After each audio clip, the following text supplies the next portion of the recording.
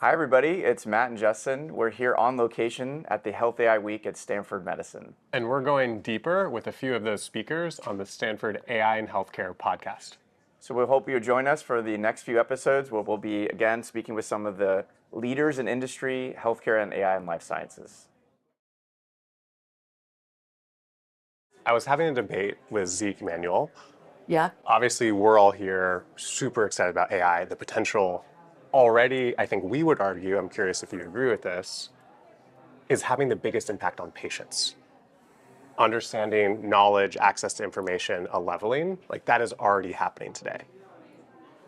Where I'm curious and I was struggling is, given that we believe that, you're also a quality person. How will we be able to measure this? How will we be able to measure the impact of what I think we believe is the positive impact for patients? How will we know? At like a national level, how will we be able to measure it? Well, I think we have to start researching. So much research is done right now on AI and clinicians and AI in healthcare systems and the impact on efficiency and cost savings and all that. There has been little research on patient use of AI, who's doing it, when we do it, how are we doing it, why are we doing it? No one is collecting this data, and it is, I think, some of the richest information for us to learn.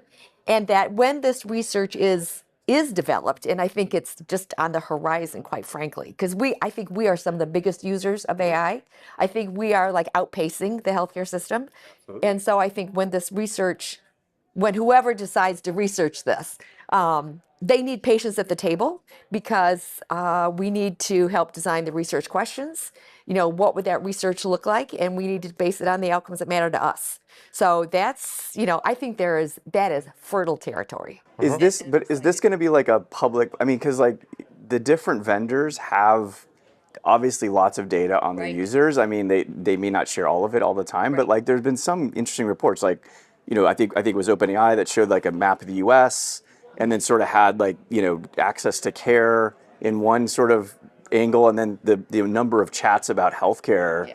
And it was pretty well correlated. And so I think this maybe begs for, to your point, can we learn a little bit more about the use cases where they're working, where they're getting stuck? Like, it seems like we could give them a boost. They're already seeing so many opportunities. Something I would love to see in research. Like I mentioned, and other speakers mentioned, that diagnostic safety is a huge national problem. It kills or permanently harms about 900,000 Americans a year.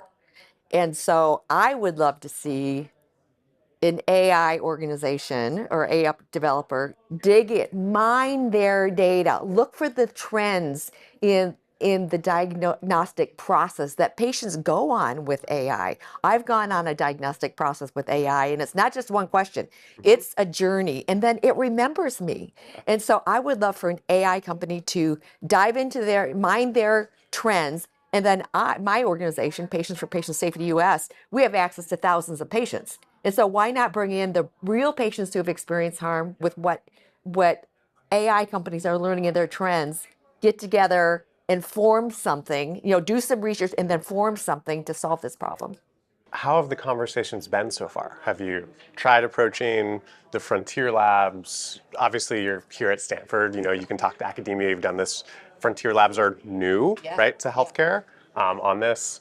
Have you had those discussions? How has that gone so far, trying to engage them on that? I know others in, Google and Microsoft and that, and I would love to sit down and just have this conversation. Quite frankly, my organization was just thinking, like last week, how do we solve this problem of missed, wrong, and delayed diagnosis that harms so many people?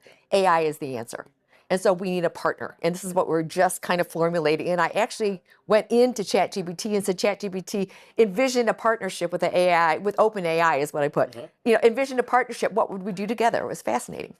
As Justin and the people who ever watch our show know, like, I am extremely bullish on the idea that this is transforming the patient experience writ large. The fact that we spend, 15, maybe if we're lucky, minutes with a patient do I even know by the time they leave, like, have they comprehended enough? Am I answering all their questions? All the things. And then on my side, am I up to speed enough to really address all the things that they're going to ask?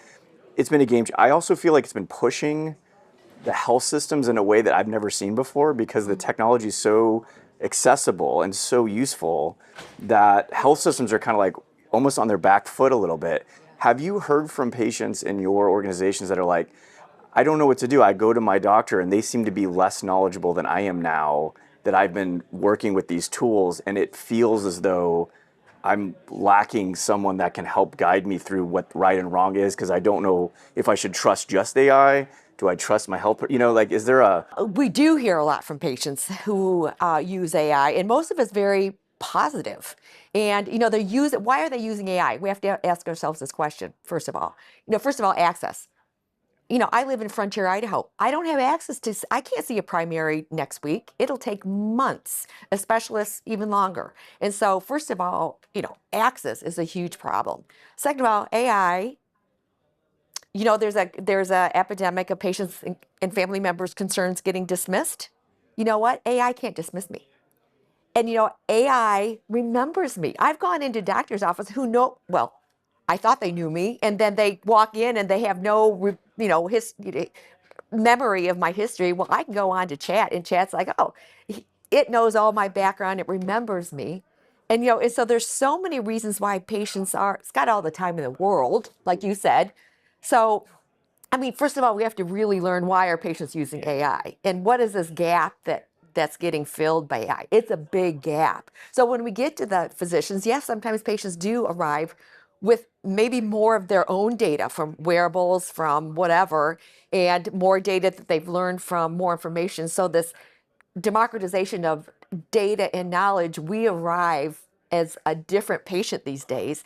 And so we're calling for, a different relationship with our provider, different partnership, that I think that's where the sweet spot is, quite frankly. And maybe I'll use this opportunity to ask the question we're asking everyone, which is, what is the constraint holding your vision back for how AI could change how healthcare looks like? What is the constraint that if you could remove would really run things forward? Culture. Say more.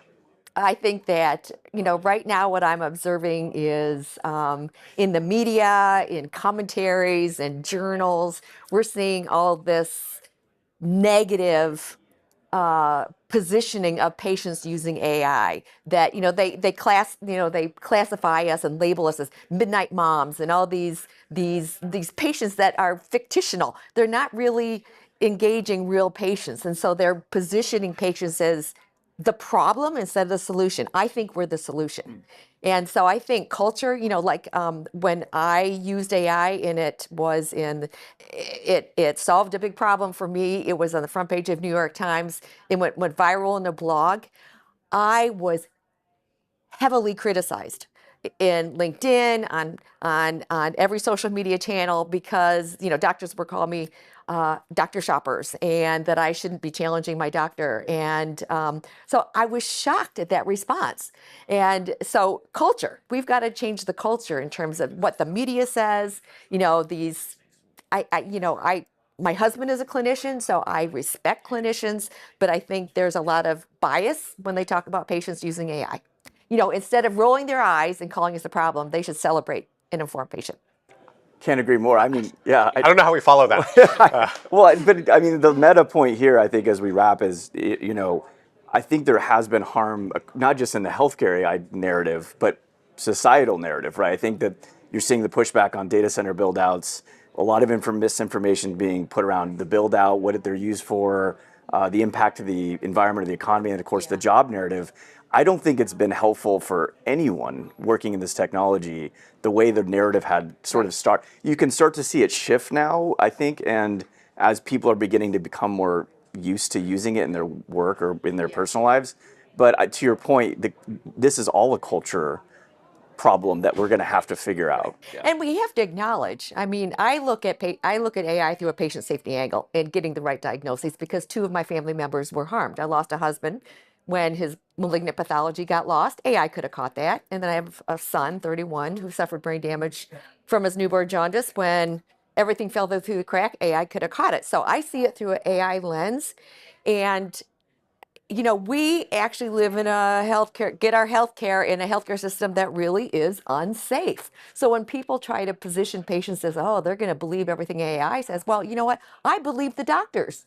And, so I think we have to level set and understand that our healthcare system really isn't designed to help clinicians do their best. They got 12 minutes. They've got, all these restrictions. That's why patients are stepping in. Yeah. And I love that as a spot to wrap, which is, can we measure diagnostic errors and see them going down Yes. with the introduction of AI? And like as a metric that we think AI can improve, again, from both patients bringing their own information and to clinicians, I love that as a focus. Absolutely, I do. And, this has kind of been an excuse for a long time. Oh, we can't measure it. Yes, we can. And, one of the measures that's just been missing, a big gap, is patient-reported measures. There is no mechanism yet to learn from us. When the diagnostic errors happened to Cal and Pat and me, there was nothing to collect that data. I was eager to share that because I didn't want that to happen again. Well, we're changing that. My group is working with HHS and others. We've been doing some research on, changing that. And so that's a layer of data. That's a new layer of data. And then, with technology and other measures are now going to be easier to capture. I'm excited for it. Thank you for all the great work you're doing. Yeah, thanks for joining us. Well, thank you. Yeah, it's been a pleasure.